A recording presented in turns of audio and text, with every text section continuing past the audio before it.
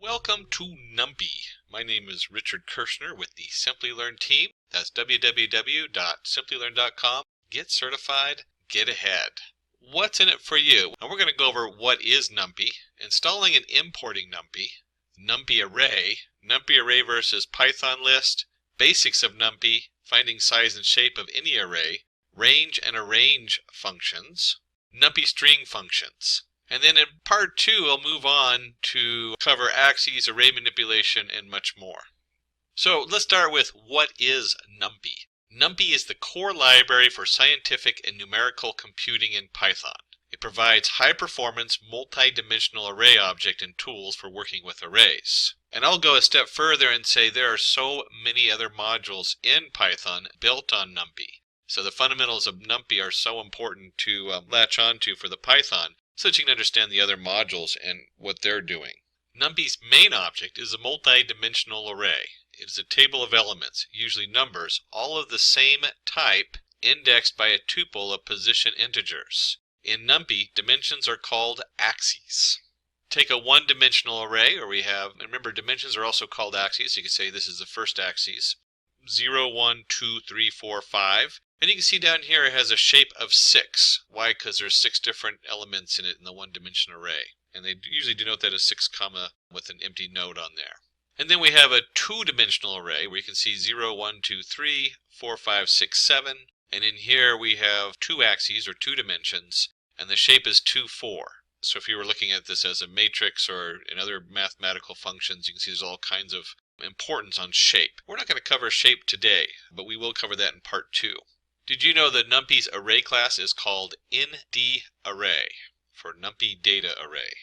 Now we're going to take a detour here because we're working in Python, and 2 of my favorite tools in Python is the Jupyter Notebook, and then I like to use that sitting on top of Anaconda.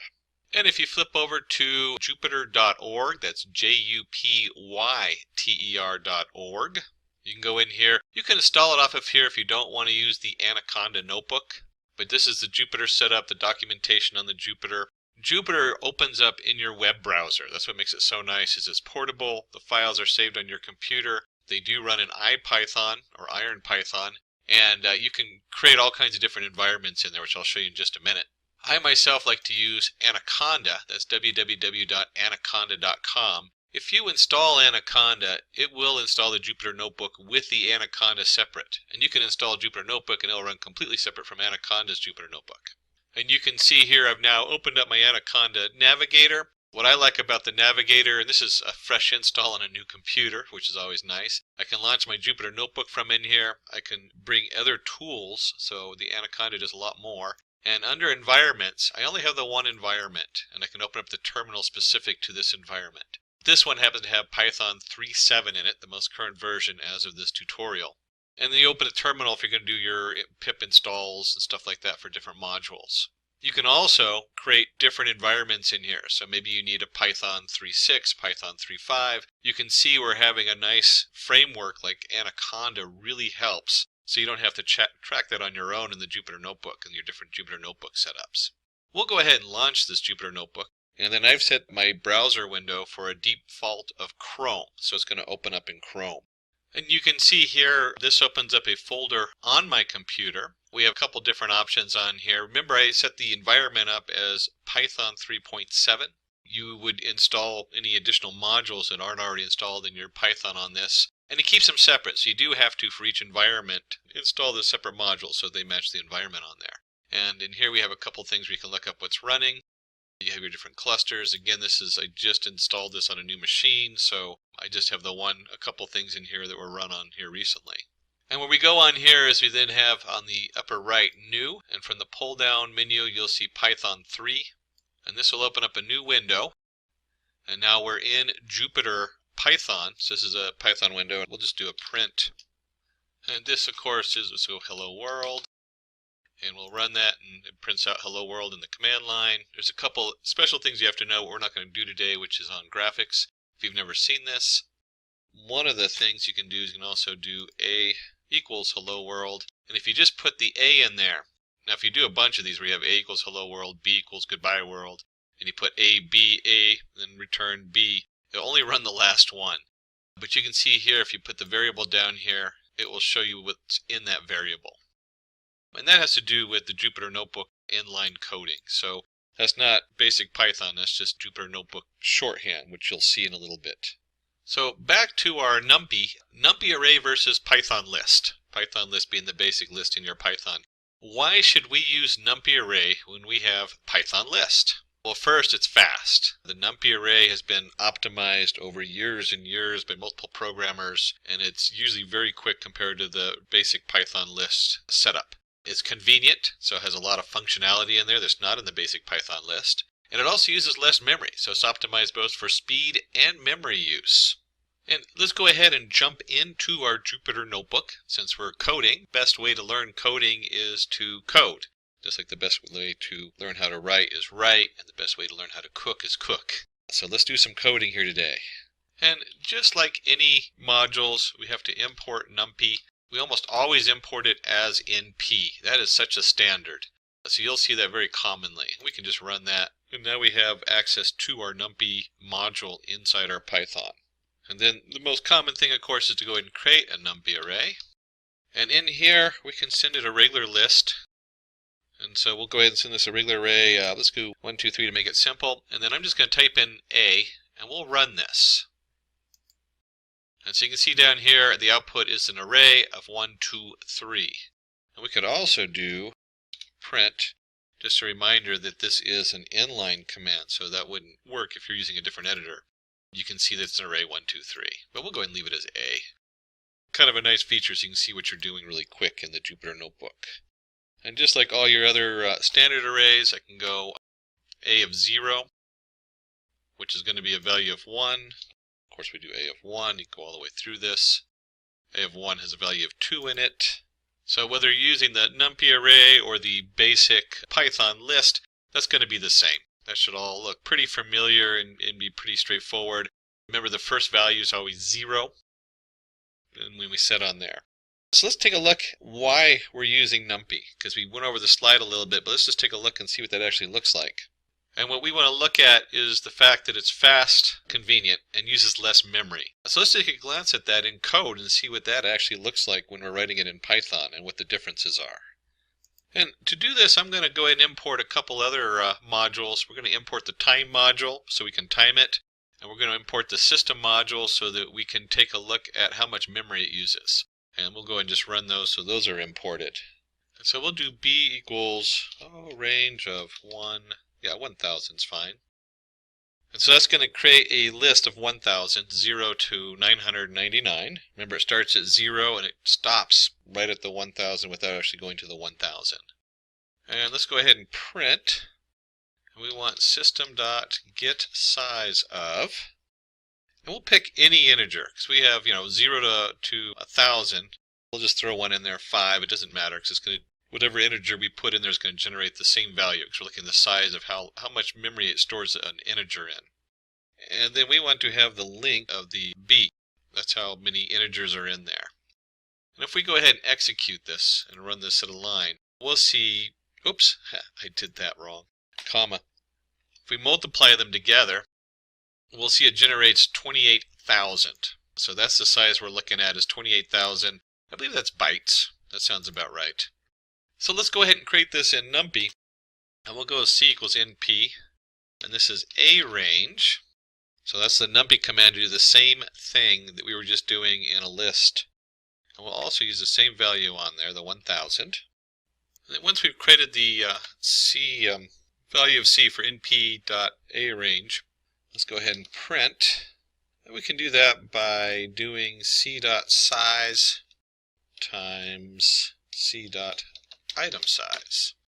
And that's very similar to what we did before. We did get the size of, so the C size is the size of the array, and each item size, just reversed.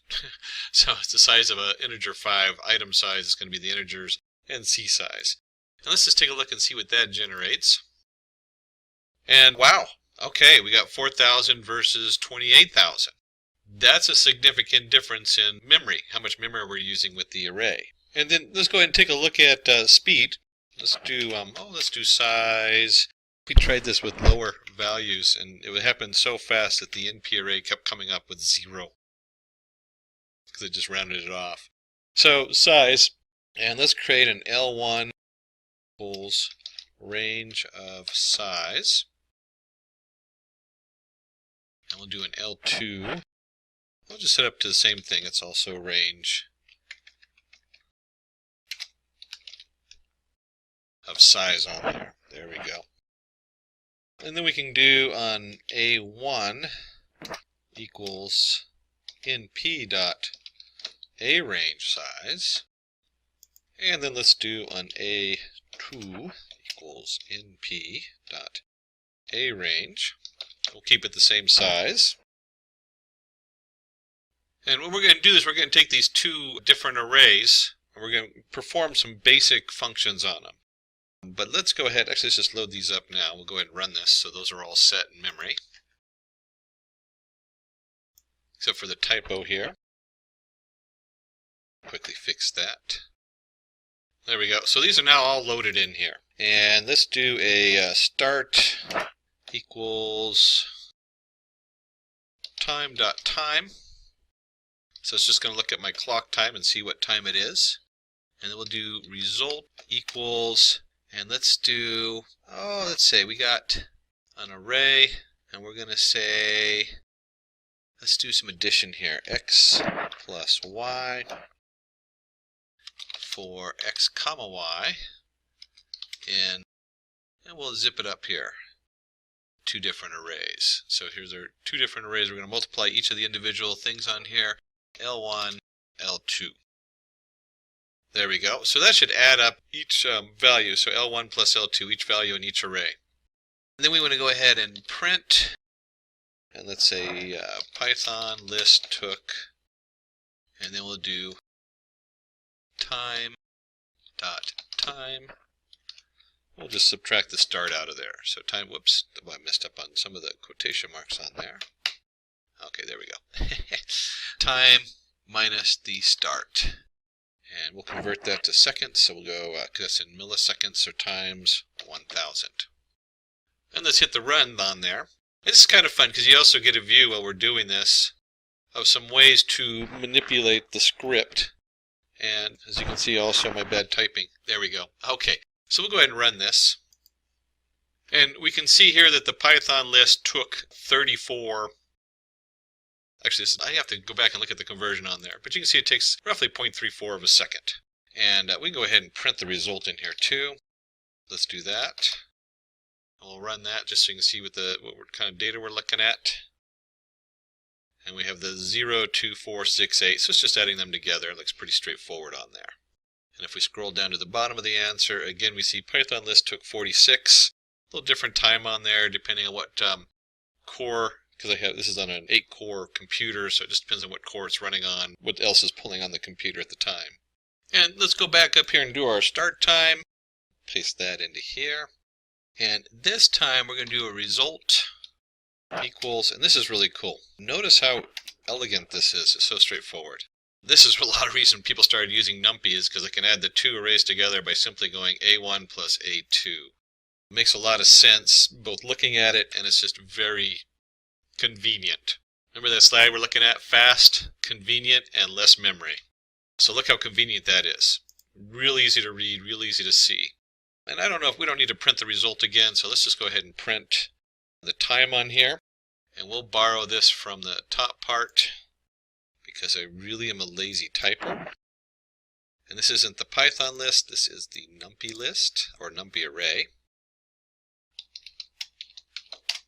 And let's go ahead and see how that comes out. And we get 2.99. So let's take a look at these two numbers, 46 versus 2.99. So we'll just round this up to 3. That's a huge difference. That's like more than 10 times faster. That's like 15 times roughly at a quick glance. I'd have to go do the math to look at it. And it's going to vary a little bit depending on what's running in the background on the computer, obviously. So we've looked at this, and if we go back here, we found out it's much faster. Yes, there's going to be different speeds depending on what you're doing with the array. Very convenient, easy to read, and it uses less memory. So that's the core of the Numpy. That's why a lot of people base so many other modules on Numpy and why it's so widely used. So we did glance at a couple operations while we were looking at speed and size. Let's dive into a little bit more into the basic operations. And these are always nice to see. I mean, certainly you want to go get a cheat sheet if you're using it for the first time. Look things up. Google is your friend. We did this for the most basic numpy.array or np.array. And we'll go ahead and create an array. Let's do pairs, 1, 2. And then let's do 3, 4. And if we're going to do that, let's do 5, 6.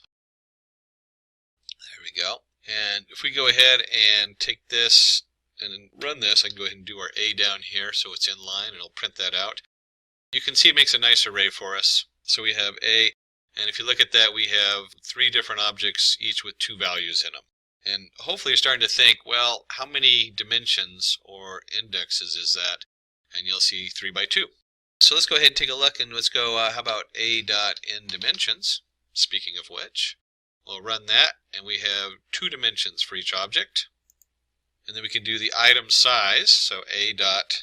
We saw this earlier, where we looked up how many items. It was up here, where we wanted to multiply item size times the actual size of the object. So the memory is being used versus the item size. And we should see 4 there. Memory is compressed down. That's always a good thing. And then the shape. The shape is so important when you're working with data science and you're moving it from one format to another. So we have our shape. We just talked about that. We have 3 by 2. 3 rows by 2 objects in each one. Generally, I don't look too much at the size, but the dimensions I'm always looking up. And this is nice, you can automate it. So you might be converting something, you might need to know how many dimensions are going into the next machine learning package so that you can automatically just have it send that information over. So we looked at A shape. Let's go ahead and create a slightly different array, np.array. Let's go ahead and just do as our original setup here. And one of the features we can do, which is really important, is we can do dtype equals. In this case, let's do np float 64. And so what we've done is we're converting all of these into a float, and we type in A. And now instead of having 1, 2, 3, 4, 5, 6, you see they're all float values. 1.0, there's no actual 0 in there, just there's a 1 dot, or the 1 period, 2, 3 period, 4 period, 5 period, 6 period. And this, again, data science, I don't know how many times I've had to convert something from an integer to a float so that's going to work correctly in the model I'm using. So very common features to be aware of and to be able to get around and use. And we'll also do, let's just curiosity, item size. We'll go ahead and run that. And we see that it doubled in size. So it's not a huge increase. Well, doubling is always a big increase in computers. But it's not a huge increase compared to what it would be if you're running this in the Python list format. And then we did the shape earlier without having it set to the float 64. Let's go ahead and do A shape with it set to 64. And it should be the same, 3, 2. So it all matches. So we've gone through, and remember, if this is all brand new to you, according to the Cambridge study at the Cambridge University, if you're learning a brand new word in a foreign language, the average person has to repeat it 163 times before it's memorized. So a lot of this, you build off of it, so hopefully you don't have to repeat it 163 times. But we did manage to repeat it at least twice here, if not a little bit more. And let's go ahead and take this. We're going to go look at one more setup on here. And let me just take this last statement here on the converting our properties of our data. And instead of float 64, let's do complex. Let's just see what that looks like. And let's go ahead and print that out and run it. And so we now have a complex data set up, and you'll see it's denoted by the 1 dot plus 0 dot j. And if we flip over here and do a basic search for Numpy data types, better to go to the original web page, but pull up a bunch of these. You can see there's a whole list of different Numpy data types. Shorthand, complex, we have complex, complex 64, complex 128. Complex number represented by 2 64-bit floats, real and imaginary components. One option on there, float 16, float 32. Float, shorthand for float 64, most commonly used. And of course all the different ones that you can possibly put into your Numpy array. So we covered a basic addition up there when we were comparing how fast it runs. But some very basic components, how to set up a Numpy array, how many dimensions it has, item size, data type, again we went to item size, and there's also the shape, probably one of the more used. I use the A shape all the time, very commonly used. And then down here you can see where we actually created a Numpy complex data type. So let's look at some other features in Numpy. One of them is you could do Numpy dot zeros, and we're going to do 3, 4. There we go. And we'll go ahead and run this, and you can see if I do np.zeros, I create a Numpy array of zeros. This is really important.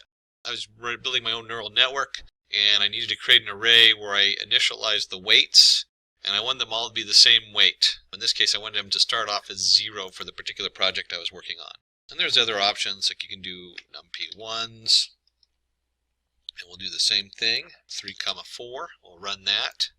And you can see I've created an array of Numpy ones. In this case, it comes out as a float array.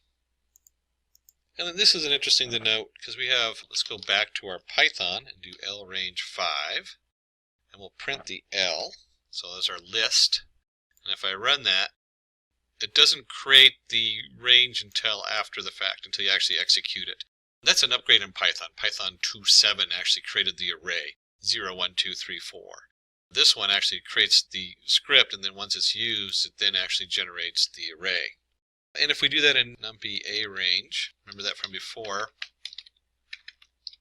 and if we do Numpy A range 5, and let's do L equals, or we can just leave it as Numpy, that's fine.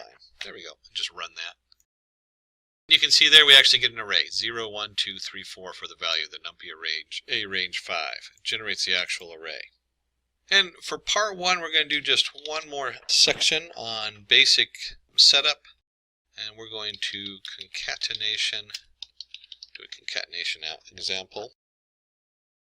There we go. We're going to do strings. Let's take a look at strings and what's going on with there. And let's do, let's see, print. Let's do an np character, something new here. And we're going to add, and then here's our brackets for what we're going to add. And let's say, let's do hello, comma, hi. And in the brackets on there, let's create another one. And this one's going to be ABC, and we'll do XYZ. So we're just creating some, randomly making some up on here. And then we'll go ahead and just print this. If we run that, we can come down here, and of course make sure all your brackets are open and closed correctly. And then you can see in here when we concatenate the example in Numpy, it takes the two different arrays that we set up in there, and it combines the hello with the ABC and the hi with XYZ. And if we can also do something like print, let's do np character dot multiply. So there's a lot of different functions in here. Again, you can look these up. It's probably good to look them all up and see what they are, but it's good to also just see them in action. And let's do hello space, comma, 3.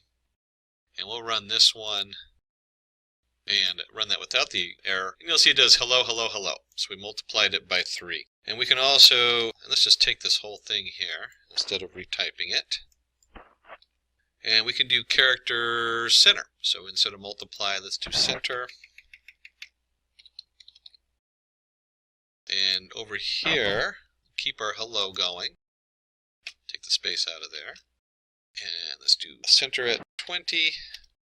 And fill character equals, we'll fill it with dashes. So if we run this, you can see it prints out the hello with dashes on each side. And we keep going with that. We can also, in addition to doing the fill function, we can play with capitalize, we can title, we can do lowercase, we can do uppercase, we can split, split line, strip, join. These are all the most common ones. And let's go ahead and just look at those and see what those look like, each one of them. Here we're going to do the hello world, all-time favorite of mine. I always like to say hello universe. And you can see here we did a capital H with the world, but so we want to capitalize. So capitalize is the first one in the array. So we get hello world on there. And we can also take this and instead of capitalizing, another feature in here is title. And let's just change this to how are we doing? How are you doing? Instead of we, we'll do you. And let's run that. And you can see here, because we created it as a title, it capitalizes the first letter in each word. And in this one, we're going to do character lower. Two different examples here. We have an array. We have hello world all capitalized, and we have just hello. And you can see that one is an array and one is just a string. If we run that, you get an array with hello world lowercase and hello lowercase. And if we're going to do it that way, we can also do it the opposite way. There's also upper. And let's paste those in there. And you can see here we have character.upper opposite there, python.data, and we'll do Python is easy. Hopefully you're starting to get the picture that most of the Python and the scripting is very simple. It's when you put the bigger picture together and starts building these puzzles and somebody asks you, hey, I need the first letter capitalized, unless it's the title, and then you start realizing that this can get really complicated. So Numpy just makes it simple, and we like that. And so in this case we did Python data, it's all uppercase, Python is easy, like shouting in your messenger, Python is easy. And then if you're ever processing text and tokenizing it, a lot of times the first thing you do is we just split the text, and we're just going to run this np.character.split, are you coming to the party? If we do that, it returns an array of each of the individual words. Are you coming to the party, splitting it by the spaces? And then if you're going to split it by spaces, we also need to know how to split it by lines. And just like we have the basic split command, we also have split lines. Hello, and you'll see here the scoop in for our new line. And when we run that, if you're following the split part with the words, you should see hello, how are you doing? The two different lines are now split apart. And let's just review 3 more before we wrap this up. Commonly used string variable manipulations. We have strip, and in this case we have Nina, admin, Anita, and we're going to strip A off of there. And let's see what that looks like. And then you end up with nin, demin, nate. It basically takes up all leading and trailing letters. In this case we're looking for A.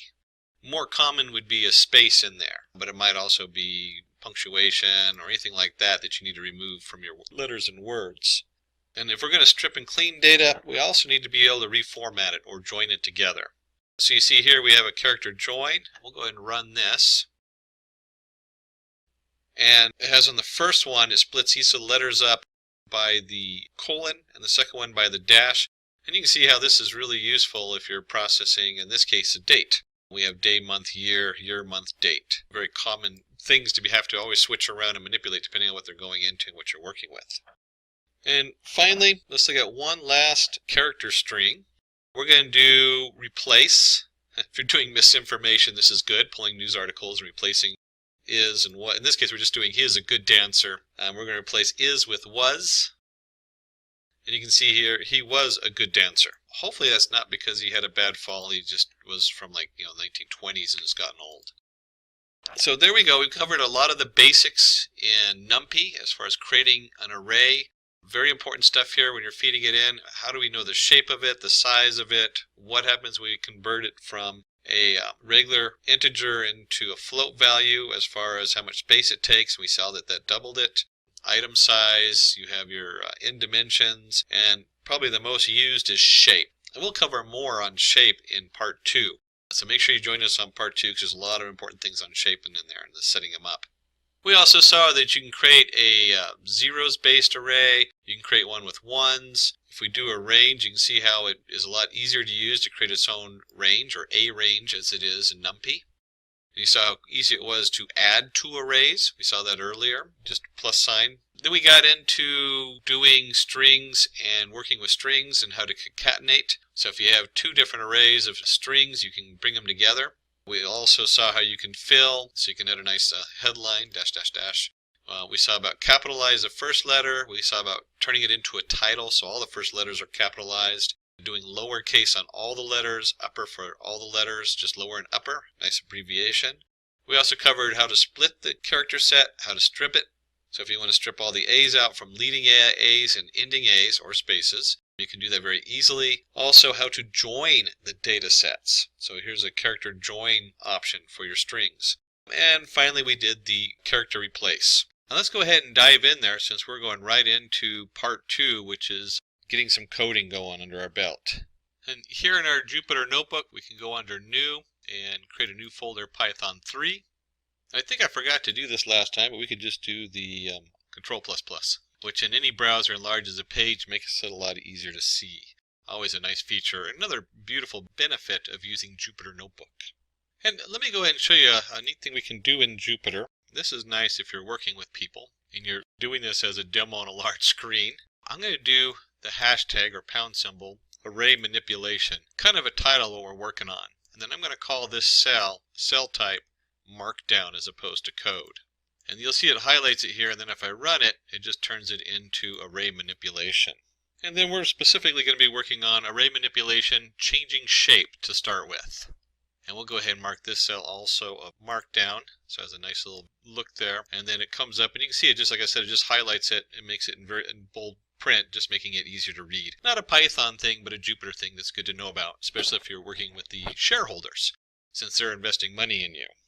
Of course, the first thing we want to do is import. We're going to import Numpy as in P, and that should be standard by now. By now, you start a Python program, you're doing some data science. Numpy is just something you bring in there. And let's go ahead and create our array, and we're going to do that as the np.arange. Remember, that's 0. Well, we're going to do 0 to 9, and then we'll go print. Put a little title on the original array. We'll just print that array A. Remember from the first lesson, so we have our array, which is 0, 1, 2, 3, 4, 5, 6, 7, 8. And let's add a print space in between. Let's create a second array, B, but we want this to reshape array A. And what does that mean? And the command is simply reshape. And then we have 9 items in here, and this is so important right now. So be very aware, if I did some weird numbers in here, it's not going to work. And we want multiples of 9. We know that 3 times 3 is 9. So we're going to reshape our A array by 3 by 3. And then we're going to print, well, let's give it a title. Oops, I had too many brackets in there. Modified array. And then let's go ahead and print our B. And let's see what that looks like. And as we come down here, you can see we've taken this and it's gone from 0, 1, 2, 3, 4, 5, 6, 7, 8 to an array of arrays. And we have 0, 1, 2, 3, 4, 5, 6, 7, 8. And so we split this into 3 by 3. And you can guess that if I tried to reshape this, let's just do a 5 by 3, which is 15, that's going to give me an error. So it's not going to work. You're not going to be able to reshape something unless the shape, all the data in there matches correctly. So we can take this flat 9, and they call it a flat because it's just a single array. And we can reshape it into a 3 by 3 array. And first you might think matrices, which this is used for that, definitely. I use it a lot in graphing, because it'll come in that I have an array that's xy, comma, xy1, y1, comma, x2, y2. And so the shape of it might be 2 by the length of the number of points. And I need to separate that into x flat array and a y flat array. And you can see this can be very easy to reshape the array doing that. And we can, of course, go back. We can do B. Do a print, and we'll do b.flatten. Remember I said it's called a flatten array? And if we run that, you'll see it just goes back to the original one. It takes this 0, 1, 2, 3, 4, 5, 6, 7, 8 and flattens it back to a single array. And then one other feature to be aware of is if we flatten it, one of the commands we can put in there is order. Let me just go ahead and do that. Order equals F. Strangely enough, F stands for Fortran, the whole Fortran days. I remember actually studying Fortran programming language. In this case, you'll see that it uses the first, like 0, 3, 6 is the order. So instead of flattening it like we had before, 0, 1, 2, 3, 4, 5, 6, 7, 8, it now does 0, 3, 6, 1, 4, 7, 2, 5, 8. And if you go to the Numpy array page, you can see here that they have the flatten. I just open up the Numpy ND array flatten setup to look it up. And they have 3 different options. They have C, F, and A. And it's whether to flatten in C, which was based on how the C code works for flattening. originally worked, which is row major, Fortran, which is column major, or preserve the column Fortran ordering from A. So whatever it was in, the default is the C version. So the default that you saw, you could put order equals C and it would have the same effect as we saw there before. You could even do order equals A. That would also have the same effect because that's the default. So really the only other thing you usually change on here is to change it to C if you need it. And you can see right here, or F, I mean not C. The only thing you really want to change it to is to your F for the Fortran order, which then does it by column versus by row. And let's look at, here we go, reshape. So let's create a range of 12, and let's reshape it. And we'll do 4, 3 for this one. And remember this is Numpy. I forgot the NP there. np.arrange. And we can type in just A for print, or you can do full print A. And of course, in Jupyter Notebook, you even have a little extra print at the beginning. When we run this, we'll see we create a nice array of 0, 1, 2. It's reshaped it. So we have 4 rows and 3 columns, or you could call that 3 columns and 4 rows. 0, 1, 2, 3, 4, 5, 6, 7, 8, 9, 10, 11. But this one is so important. We'll do NP transpose A. Let's go ahead and run that. And it helps if I get all the S's in there and don't leave an S out. And you'll see here we've taken our array. If you remember correctly, we had 0, 1, 2, 3, 4, 5, 6, 7, 8, 9, 10, 11. And we've swapped it. So we've gone from a 3 by 4 or a 4 by 3 to a 3 by 4. And this really helps if you're looking at like a huge number of rows and the data all comes in. Like let's say this is your features in row 1, your features in row 2, and this is X, Y, Z. Well, when you go to plot it, you send it all of X in one array, all of Y in one array, and all of Z in another array. And so it's really important that we can transpose this rather quickly. This is kind of a fun thing. I can highlight it and do brackets around it, and if you remember correctly, because we're in Jupyter, it doesn't matter where we do the print or not. It'll automatically print it for us. And you see if I hit the run button, it comes up with the same exact thing. And let's play with the reshape, and you know what, let's zoom this up a little bit here. Make that even bigger so you can really see what's going on. And let's play with the reshape just a little bit more. We'll do B equals np.arange. Let's do 8. And reshape, we'll do 2, 4. Let's go ahead and print B and then run that. And you'll see we have now the 2 rows. This is a bit more like, say we have 4, maybe 2 rows of 4 things. So this might be all of our X components and our Y components. So we can switch it back and forth real easy. Important to note here, whether we do 2, 4, or in the case of 4, 3, this has 12 elements. And so however you split it up, it's got to equal 12. So 4 times 3 equals 12. That's pretty straightforward. Same thing down here. 2 times 4 equals 8. If I change this, and let's say I do 2, 3, let's just run that in, and you'll find we get an error because you can't split 8 up into 2 rows by 3. You have to pick something that it can split up and arrange it in. So let's go ahead and run that. And just for fun, let's go reshape our B again, if I can type. Reshape our B again. And what else goes into 8? Well, we could do 2 by 2 by 2. So we can take this out to 3 different dimensions. And then if we, because this is going to come out as a variable, we can just go ahead and run it. And it'll print it. We could also do a print statement on there, just like we did before. And you'll see we have 2 different groups of 2 variables of 2 different dimensions. So 2 by 2 by 2. And let's go ahead and assign this to a variable. C equals B reshape. And let's do something a little different. Let's roll the axes. Roll axes. And we'll take our C and do 2, 1. And if we go ahead and run this, it's going to print that out. Whoops. Hit a wrong button there. Let's do that one again. And you roll the axis and you can see that we now have, instead of 0, 1, 2, 3, 4, 5, 6, 7, we now have the 0, 2, 1, 3, 4, 6, 5, 7. So what's going on here? We're taking and we're rolling the numbers around, and let's just simplify this. We'll just do it with C, 1 and run that. And so if we roll a single axis, you got 0, 1, and then it rolled the 4, 5 up, and then we have 2, 3, 6, 7. And if we do 2, let me see what happens there. And this is one of those things you really have to play with and start feeling what it's doing. We've now taken 0, 2, 4, 6, 1, 3, 5, 7. So you can see we've now rolled by 2 digits instead of rolling the 1 setup. We now rolled 2 digits up there. And so if we go back and we do the 1, so we've rolled it up, 0, 1, 4, 5. And then we're going to take the 2 in there. And we've rolled the 0, 1, 2, 3, 4, 5, and 6, 7. So we start rolling these things around on here. There's a lot of different things you can do on this. But it's another way to manipulate the numbers on your Numpy. And finally, let's go ahead and swap axes. We'll do C. And let's just go ahead and run that. It's going to give me an error on there. That's because it requires multiple arguments. Left out the arguments. So now we can swap them. We get the 0, 2, 1, 3, 4, 6, 5, 7. So you can see everything's been swapped around. So next thing we want to go over is we want to go over Numpy arithmetic operations. How can we take these and use these? Let me just go ahead and put this cell as a markdown. There we go.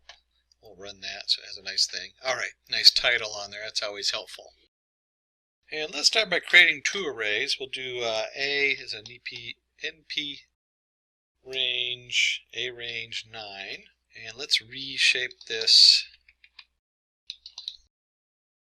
3 by 3. So by now you should be seeing this reshape stuff, and this should all look pretty familiar. We have our 0, 1, 2, 3, 4, 5, 6, 7, 8 on there. And let's create a second one, B. And this time, instead of doing A range, let's do NP array. We'll just create a straight up array. And we'll do an array of 3 objects. So it's going to be 3 by 1. And if we go ahead and print B out, let me run that. This is actually pretty common to have something like this, where you have a 3 by whatever it is and a 3 by 3 array. When you're doing your math, you kind of have that kind of setup on there. And what we can do is we can go np.add AB. Don't forget, we can always put a print statement on there. So if we add it, you'll see that it just comes in there and it goes, okay, we're adding 10 to everything. And we could actually do something more, make it more interesting. 10, 11, 12. So let's change B's now, 10, 11, 12, and let's run that. And you can see that we have 10, and then you had 1 plus 11 is 12, 2 plus 12 is 14, 13, so 10 plus 3 is 13, 11 plus 4 is 15, and 12 plus 5 is 17, and so on. We'll put this back, since that's how the original setup was. Let's do 10 by 10 by 10, and run that, and get the original answer. And if you're going to add them together, we need to go ahead and subtract AB, and we run that. We get minus 10, minus 9, minus 8, just like you would expect. So we have our subtraction. 0 minus 10 is minus 10, and so on. And if you're going to add and subtract, you can guess what the next one is. We're going to multiply. And we'll multiply AB. And this should be pretty straightforward. You should expect this. If we multiply 10 times 0, we got 0. 10 times 10 is 10, and so on. And finally, if you're going to multiply, what's the last one we got is divide. What happens when we do divide A by B? And we run this, and we're going to get 0. And this is 0 divided by 10 is 0. 1 divided by 10 is 0.1. 2 divided by 10 is 0.2, and so on and so on. So the math is pretty straightforward. It just makes it very easy to do the whole setup. And again, if we went this, and let's say, let's change this up here. Instead of 10, we do 100. And make this 1,000. There we go. And if we run that, and then we do the add, you can see we got 10 plus 100 plus 1,000. Same thing with the subtract. Same thing with the multiply. And then you can also see the same thing here with the divide. So a lot of control there with your array and your math. Again, let's set this back to 10. Oops, it's right up here, wrong section. There we go, 10. And we'll just go ahead and run these and get back to where we were. And this brings us to our next section, which is slicing. And let's put in our, we'll just make this a cell type markdown. And then we run that. Of course, it gives us a nice looking slicing there. And slicing means we're just going to take sections of the array. So let's create an array NP A range. Let's just do 20. And if you remember, if we do A, we have a 0 to 19. And then we can do A, and remember we can always print these. This can always be put in a print, but because I'm in Jupyter, if you're doing a demo in Jupyter, it's just so great that you have all these controls on here.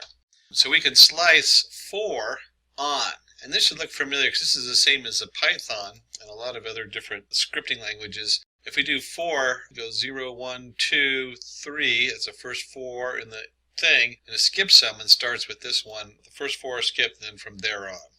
You can also do the opposite and go till the 4th one. If we run that, we get 0, 1, 2, 3. Quite the opposite on there. We can do a single item, so we can pick object number 5 on the list, run that, and 5 happens to be 5, because that's the order they're in. And then this one's interesting, because I can do s equals slice, and let's create a slice here, and let's do 2, 9, let's leave a 2 on there. So we'll create an s slice on here. And then if we take our array, and we do an array of s, we're taking our slice in there, and let's go ahead and run that. And let's take a look and see what it generated here. First off, we started with 2, so we have 2 at the beginning. We're going to end at 9, which happens to be 8, so it stops before the 9. Remember when we're doing arrays in Python. And then we step 2, so 2, 4, 6, 8. We could do this as 3. Let me run that, and you can see how that changes, 2, 5, 8. And we could do this as, let's leave this at 3, and if we change this to 10, oops, let's make it 12, there we go. And we run that, we have 2, 5, 8, 11. So that's pretty straightforward, but it's a very nice feature to have on here where you can slice it and take different parts of the series right out of the middle. So now that we've accessed to different pieces of our array, let's get into iteration. And this is interesting because my sister, who runs a college data science division, the first question she asks is, how do you go through data? And she's asking, do you know how to iterate through data? Do you know how to do a basic for loop? Do you know how to go through each piece of the data? And in Numpy, they have some cool controls for that. So put this in as a markdown. There we go, and run it. And it's called the ND-iter. I'm not sure what the ND stands for, but ND-iter for iterator. So before we do that, though, let's create an array or something we can actually iterate through. We'll call it A equals NP A range. Let's do something a little funny here, or funky. And we'll do 0, 45, 5.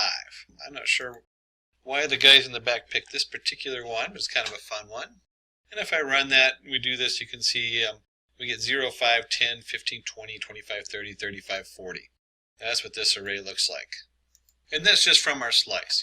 This is just a slice. That's all that is we created a slice of 0 to 45, step 5. And so we can do with this, we can also do A equals reshape. Let's go ahead and take and reshape this. And since there's 9 variables in there, we'll do a reshape at 3 by 3. So if we run that, whoops, missed something there. That is the A. That really helps. So if we do the A reshape, and we'll go ahead and print that out. We get 0, 5, 10, 15, 20, 25, 30, 35, 40. And then we simply do 4xn, our Numpy ND-iter of A, colon, and we'll just go ahead and print x. And let's see what happens here when we run through this and we print each one of those. It goes all the way through the whole array, so it's the same thing we just saw before. We got 0, 5, 10, 15, 20, 25, 30, 35, 40. So it prints out each object in the array, so you can go through and view each one of these. And certainly if you remember, you could also flatten the array and just do for A and that also and get the same result. There's a lot of ways to do this, but this is the proper way with the ND iterator because it'll minimize the amount of resources needed to go through each of the different objects in the Numpy array. And hopefully you asked this question when I just did that. And the question is, how can I change this instead of doing each object? So first of all, let's go ahead and take my cell type, and we're going to mark that down and run it. And so we're going to work on iteration order C style and F style. Remember C because it came from the C programming, and F because it came from the old Fortran programming. So let's give us a reminder. We'll do a print A, and we'll do for x in np iterate A. But we also want to do this in a specific order. And you know what? I'm a really lazy typer, so let's go back up here. This is the nd iterator. I knew I was missing the nd part of A. And let's do order equals C. We'll print x on there. And let's do that again. And this time order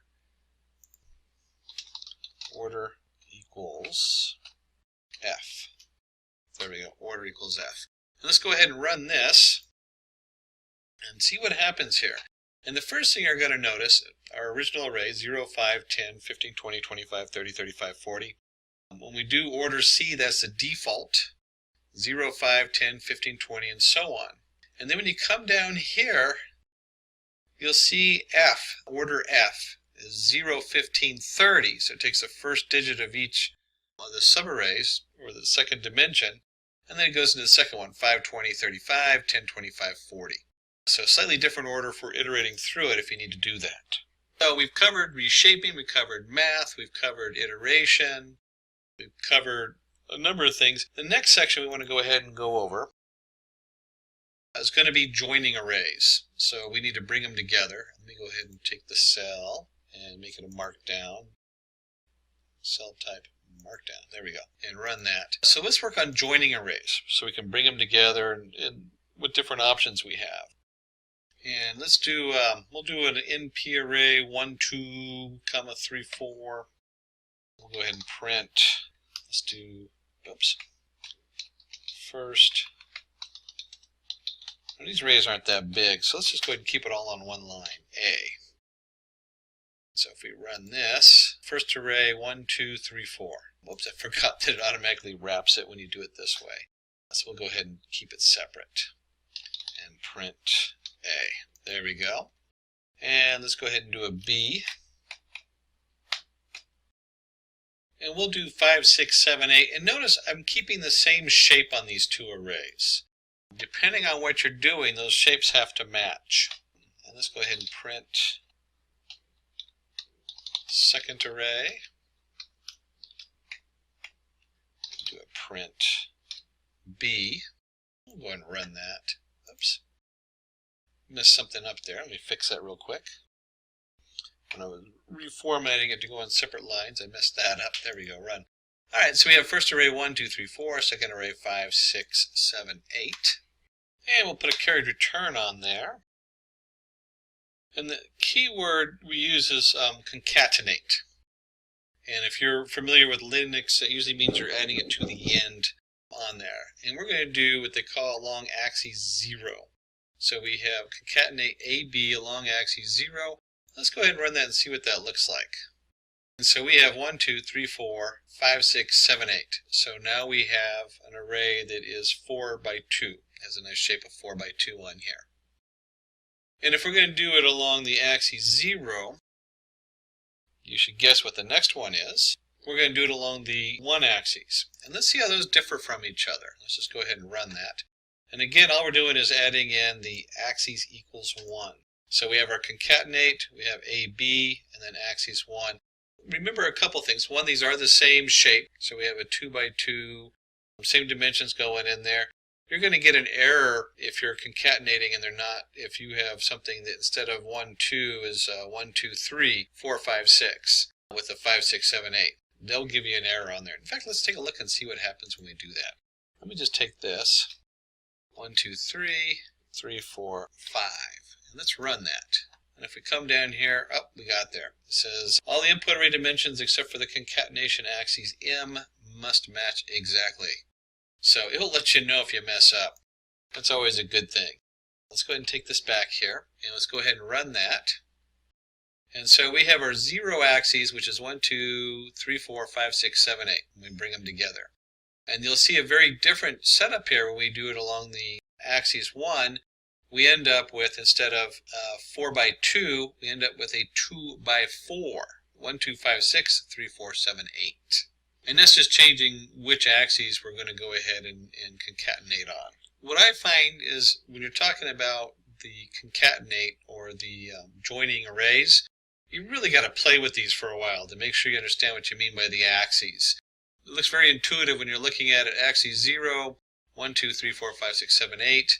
Axis 1 is then splitting it a different way, 1, 2, 5, 6, 3, 4, 7, 8. When you're actually using real data, you start to really get a feel for what this means and what this does.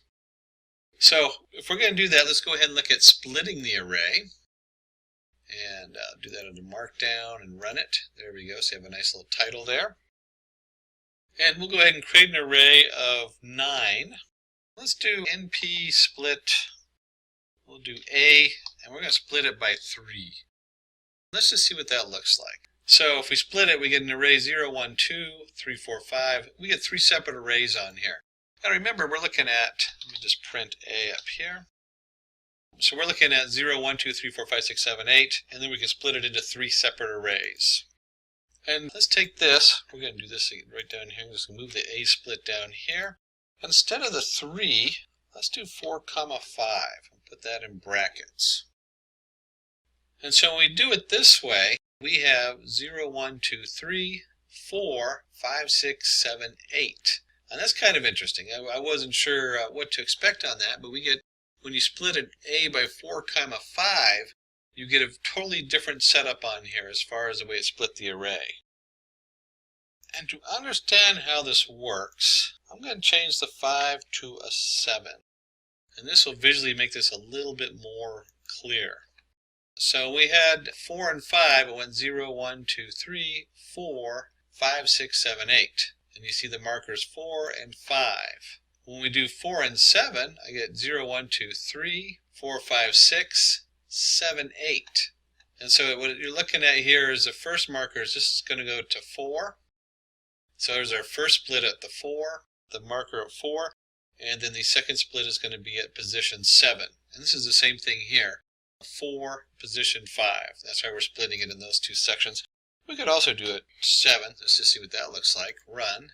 And you can see I now have 0, 1, 2, 3, 4, 5, 6, 7, 8. So we can split it in all kinds of different arrays and create a different set of multiple arrays on here and split it all kinds of different ways. And before we get into the graphs and other miscellaneous stuff, let's go ahead and look at resizing the array. We'll go ahead and take this cell and set the cell as a markdown and run it. Give us a nice title there. And we'll do an array, an NP array of 1, 2, 3, and 4, 5, 6 here. And let's go ahead and just print. Let's go print A dot shape. And we'll go ahead and run that. Whoops, hit a wrong button there. Hit the comma instead of the dot. So we have a shape of 2, 3 here. And this is important to note because when we start resizing it, it's going to mess with different aspects of the shape. And so we'll go ahead and do a print. Scoop in for a blank line. There we go. And let's do B equals np.resize. We're going to resize A, and let's resize it with 3 by 2. And then we'll just go ahead and print B and print B period shape, not a comma. We'll run that. Oops, forgot the quotation marks around the end. We'll go ahead and run that, and let's just see what that looks like. So we have 1, 2, 3, 4, 5, 6, our original array, with a shape of 2, 3. And then we want to go ahead and resize it by 3, 2. And we end up with 1, 2, 3, 4, 5, 6, and we end up with a shape of 3, 2. That shouldn't be too much of a surprise. You know, we got 6 elements in there, we can resize it by 2, 3 was the original one, and then we're actually just reshaping it is how that kind of comes out as when you resize it like that. But what happens if we do something a little different? And let's go ahead and just take this whole thing and copy it down here so we can see what that looks like. And instead of doing 3, 2, remember last time I did the, to reshape it, I messed with the numbers and it gave me an error. Well, when you resize it, you don't have to match the numbers. They don't have to be the same dimensions. So we can, instead of going from a 2, 3 to a 3, 2, we can resize it to a 3, 3. So let's take a look and see how it handles that. And we come down here to 3, 3. we end up with 1, 2, 3, 4, 5, 6, and it repeats 1, 2, 3. So it actually takes the data and just adds a whole other block in there based on the original data and repeating it. All right, now at this point, we've been looking at tons of numbers and moving stuff around.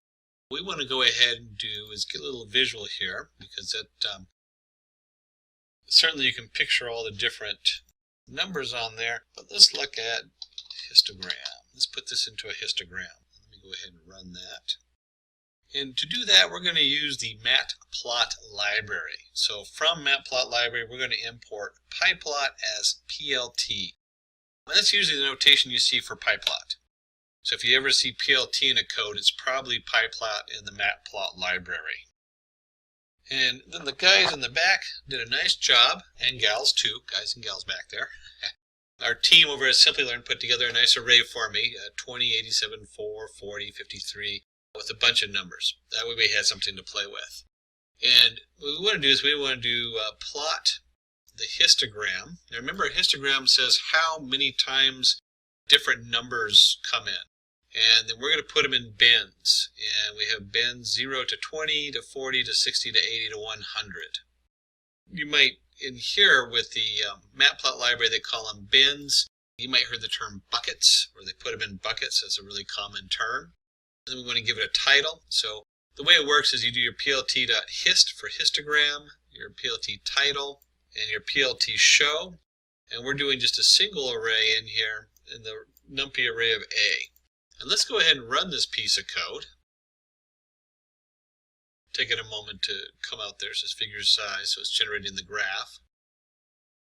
And you can see we have, and let's just take a look at this. Let me go down a size. There we go. Okay, so now we can see what we're taking a look at here. So between 0 and 20, we have 3 values. So we have a 20 here, we have a 4, and a 11, and a 15. 0, 1, 2, 3. It's actually 4 values, but they start at 0. So remember, we always count from 0 up.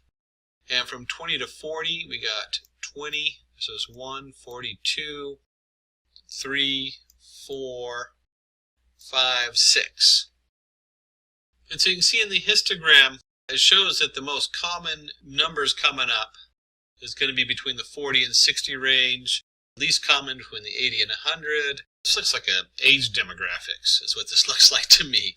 And you can see where they would have put it in the buckets of different age groups, which would be a nice way of looking at this. Histograms are so important and so powerful when you're doing demos and explaining your data. So being able to quickly put a histogram up that shows what's common and how it's trending is really important. And using that with a Numpy is really easy. And you know what, let's take the same data, and I want to show you why we do bins, or why we have buckets of data. I'm used to calling it buckets. Why we have bins. Let's do it instead of by 20, let's do it by tens and see what happens. And what happens when you do it by tens is you miss out on you can see a nice curve here on the first one, and on the second one it looks like a ladder going up and a plummet, a ladder going up and a plummet, and a ladder going down. So the first would be more indicative of an age group, and the second one would be what you would get if you divided incorrectly. You wouldn't see the natural trend of, I don't know what this would be, maybe how much food they eat. Hopefully not, because I'm in 50, so I'm right in the middle there, which means I eat a ton of food compared to everybody else. But it's some kind of demographic. Maybe it's mental, maybe it's knowledge, because we hit a certain point and then we start losing, our marbles start leaking out or something. So you start off knowing something, and then as you get older you grow more. But you can see here we lose that. You lose that continuity in the thing if you split the histogram into too many bins or too many buckets. And if you actually plotted this by the individual numbers, it would just be a bunch of dots on the graph and wouldn't mean a whole lot. And we've looked at graphs. There turns out are a ton of useful functions in Numpy. I'm sure there's even new ones that aren't going to be in here. But let's just cover some important ones you really need to know about if you're using the Numpy framework. One of them is line space function. This is generating data. So you have a line space, we have 1, 3, 10, and when we do that, we end up with 10 numbers. So if you count them, there's 10 numbers. They're between 1 and 3, and they're evenly spaced. We get 1, 1.222. But these are all, there's a total of 10 here, and it's right between the 1 and 3 range. There's a lot of uses for that, but they're probably more obscure than a lot of the other common Numpy array setup. Then a real common one is to do summation. So we'll do summation where you do, in this case, we create a Numpy array of two different arrays, 1, 2, 3, or two different dimensions, 1, 2, 3, 3, 4, 5. And we're going to sum them up under axes 0, which is your columns. And if you remember correctly, columns is the 1 plus 3, 2 plus 4, 3 plus 5, so we have 3 columns. And if we change this, we'll just flip this to 1. We get 2 numbers. So we get 1, 2, 3 all added together, which equals 6, and 3 plus 4 plus 5, which equals 12. We'll set this back to 0. There we go, since we're looking at axis 0. And these probably could have been, some of these could be with our math section. Square root and standard deviation, 2 very important tools we use throughout the machine learning process and data science. And simply we take the NP array, we have again the 1, 2, 3, 4, 5, 6, 3, 4, 5. I don't know why I need to keep recreating it, probably could have just kept it. But we can take the square root of A. So it goes through and it takes the square root of all the different terms in A. And we can also take the standard deviation, how much they deviate in value on there. And there's a rabble function. We can run that. And NP array is x, we're going to do x equals, hey, we changed it from A to x. X equals rabble. And this sets it up as columns. So we have 1, 2, 3, 4, 5. This is all columns on here. Very similar to the flatten function. So they kind of look almost identical, but we also have the option of doing a rabble by column. And then another one is log, so you can do mathematical log on your array. In this case we have 1, 2, 3, and we'll find the log base 10 for each of those 3 numbers. And there's a couple of them, you can't just do any number here after log, but there is also log base 2. Log base 10 is pretty commonly used on here. We'll go and run that, there we go. Before we go, let's have a little fun. Let's do a little practice session here on some more challenging questions. So you start to think how this stuff fits together. Right now we just looked at all the basics and all the basic tools you have. So let's do some Numpy practice examples. And let's start by figuring out how do you plot, say, a sine wave in Numpy. What would that look like? And so in this project we wouldn't have to do this because I've already run these, but we'd want to go ahead and import our Numpy as NP and import our Matplotlib library pyplot as PLT. So we get our tools going here. And then we'll break it into 2 sections because we need our X, Y coordinates in here. So first off, let's create our X coordinates. And our X coordinates we're going to set to an A range. And we want this A range, since we're doing sine and cosine, it's going to be between 0 and 0.1.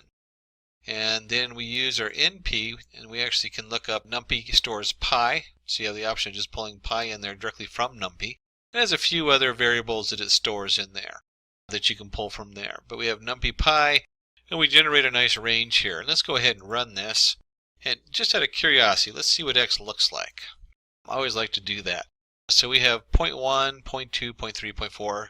So we're going 0 to, in this case, 9.4, 3 times Numpy pi. Remember, pi is like 3 point something, something, something. So that makes sense. It should be about 9.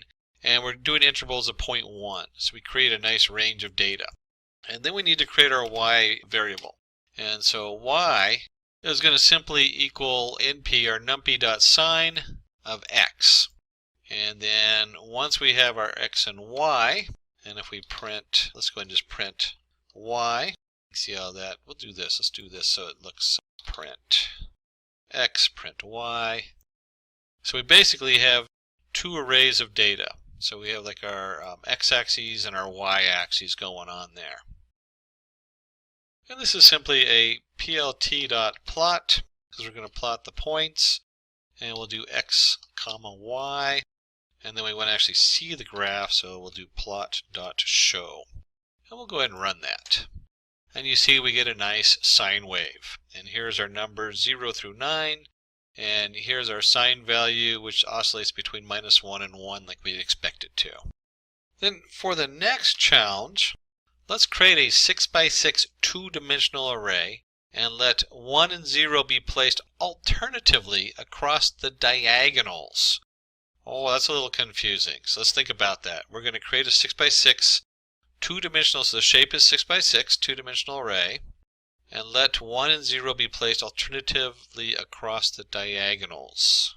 Now, if you remember from lesson 1, we can fill a whole Numpy array with zeros or ones or whatever. So we're going to do NP, create a Numpy zeros, and we're going to do a 6x6, and we'll go ahead and make sure it knows it's an integer, even though it's usually the default. And just real quick, let's take a look and see what that looks like. So if I run this, you can see I get 6x6 grid, so 6x6, 0, 0, 0, 0, 0. Now, if I understand this correctly, when they say 1s and 0 placed alternatively across the diagonals, they want the center diagonal, maybe that's going to stay 0 all the way down. And then the next diagonal will be 1s all the way across diagonally. And then the next one 0s, the next one 1s, and the next one 0s, and so on. Hopefully you can see my mouse lit up there and highlighting it. So let's take a little piece of code here. And we'll do z1 colon colon 2 comma colon colon 2 equals 1. And wow, that's a mouthful right there. So let's go ahead and run this and see what that's doing. And so what we're doing is we're saying, hey, let's look at, in this case, row 1. There's 1. And then we're going to go every other row 2. So we're going to skip a row. So skip here, skip here, skip here. So we're going down this way. And we're going every other row going this way. It's hard to highlight columns. So you can see right here where we're not touching each row, like this row right here is not being touched. Okay, so we're going to start with row 1, and then we're going to skip a row and another one, and so we're going every 2 rows. And then in every 2 rows, we're looking at every 2, starting with the beginning. That's what this thing blank means. So we're going to start with the beginning, and we're going to look at all of them, but we're going to skip every 2. So starting with row 1, we look at all the rows, but we do it by 2 steps. So we go 1, skip 1, 1, skip 1, 1, skip 1, 1. If you left this out, it'd do every one. This would just be 1s. In fact, let's see what this looks like. If I go like this and run it, you can see that I just get 1s. So this notation allows us to go down each row, row by row, and we're going to do every other row set up on there. And so if we're going to start with row 1, we also, Control Z, try that. There we go. We'll start with row 0. Again, we're going to go each row, step 2. So we'll start with row 0, and we'll go every other row. And this time we'll start with 1, column 1. And again, we go every other one going down. That's what that step 2 is. That's skipping every other one. We're going to set that equal to 1. So let's see what that looks like. And you can see here we get our answer. We get 0, 1, 0, 0. But it has the 1s going in diagonals on every other diagonal and 0 on every other one. A little bit of a brain teaser, that one, trying to get that one to work out. So you can see how you can arrange your rows, and here's your step and your different axis on there. And then the next one is find the total number and locations of missing values in the array. The first challenge is to create some missing numbers. So let's create our array Z. We're going to do numpy.random.rand 10, 10. And before we do the second part, let me just take this second part out. And let's just see what that looks like. So let's run that. And there we go. So we have a 10 by 10 random array. It randomly is picking out numbers. And next, we want to go ahead and take our random integer size equals 5, and then we're going to do a random 10 size equals 5. So in the Z, we're going to select a number of random spaces here and set them equal to null value. And let's go ahead and run that so you can see what that looks like. And if we look at the array, we've created 1, 2, 3, 4. There should be a 5th one in here. My eyes may be failing me. So we've created a series of, because 0 to 5, 0, 1, 2, 3, 4. So we got 5, there are different null values on here. And this is kind of a neat notation to notice that we can generate random integers, size equals 5. So this generates 5 by 5 miniature grid inside of this to tell it where to put the nans at. So that's kind of a cool little thing you can do. And then we want to look up and see how many null values are in there. And this is simply just NP is nan of Z. Simple. So if it is nan, then we want to sum it up. So we're going to sum up all of the different null values on there. And let's do one more feature in here, which is really cool. Let's go ahead and print the indexes. So NP argware NP is nan of Z. So we're going to create our own another NP array. And let's run this, and we'll see here that it comes up with the 4 indexes. So we did count 4 of them up there. It tells you where they are, 1, 9, 2, 0, 4, 6, 5, 4. And then let's go ahead and run this again. Run, there we go.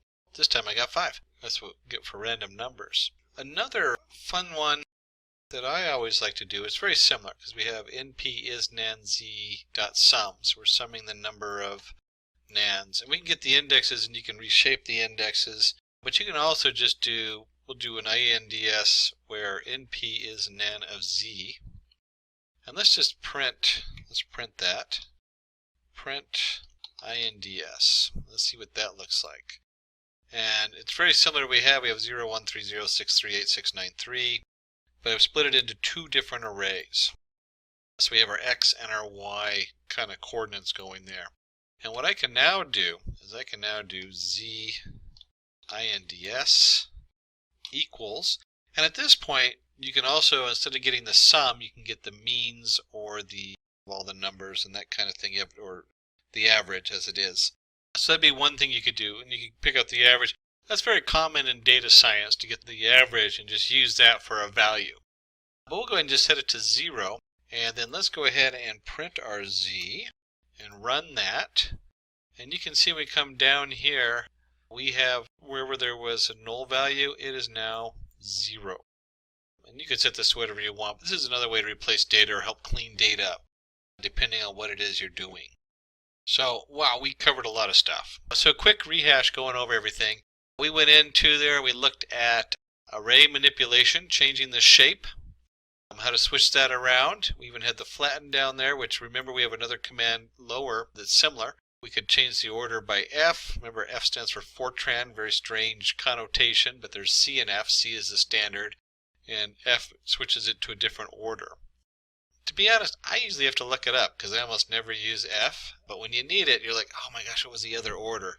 Just do a quick Google. So we talked about reshape, making sure that the dimensions are the same. You don't want to have like something that has 12 objects in it and reshape it to 11 and 5 because it doesn't work. It doesn't divide into 12.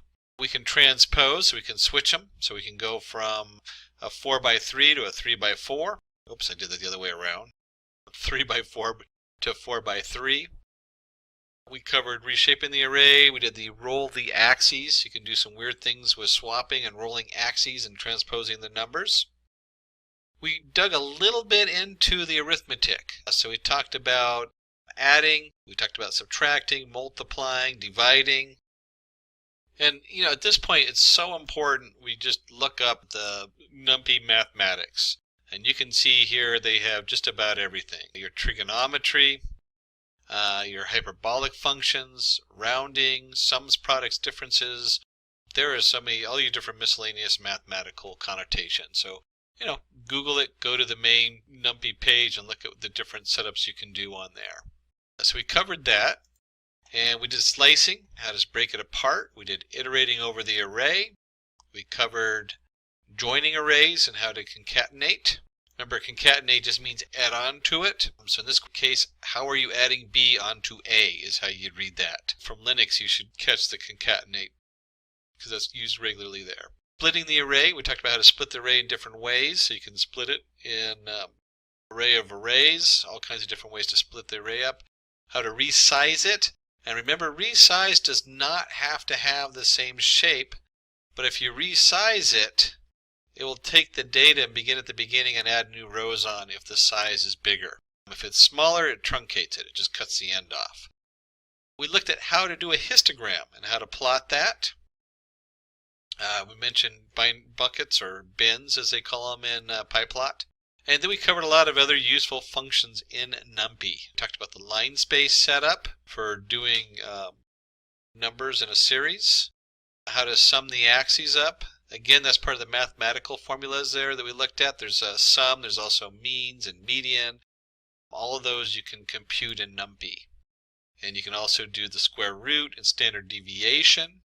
The ravel function, very similar to the flatten. To be honest, I almost always just use the flatten, but the ravel has its own kind of functionality that it does. And then we went into some Numpy practice examples. We challenged you to create a sine wave in Numpy and how to do that. We're kind of looking for that A range. Remember how we do the A range, and you can have your beginning value, your end value, which they did as 3 times pi, Numpy pi, and we're going to do intervals of 0.1, and then y just equals the Numpy sine of x. There's our math from the math page we were just looking at. Remember that? It's right at the top. And finally we went down here. We had this kind of a little brain teaser, how to do diagonal zeros and ones, playing with the different connotations of the Numpy array. And then we did a random size, and we played a little bit with with the null values, playing with null values. If you're doing any data science, null values are like a headache.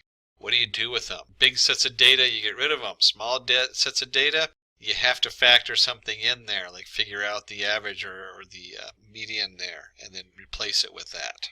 So with that, we want to go ahead and wrap this up. And I want to thank you for joining me today. Again, my name is Richard Kirshner with the Simplilearn team. That's www.simplilearn.com. Get certified, get ahead. And if you do have additional questions, feel free to come visit us on our website or post some questions down in the YouTube video, and we'll follow up with you. Again, thank you for joining us, and happy learning. Hi there, if you like this video, subscribe to the Simplilearn YouTube channel and click here to watch similar videos. To nerd up and get certified, click here.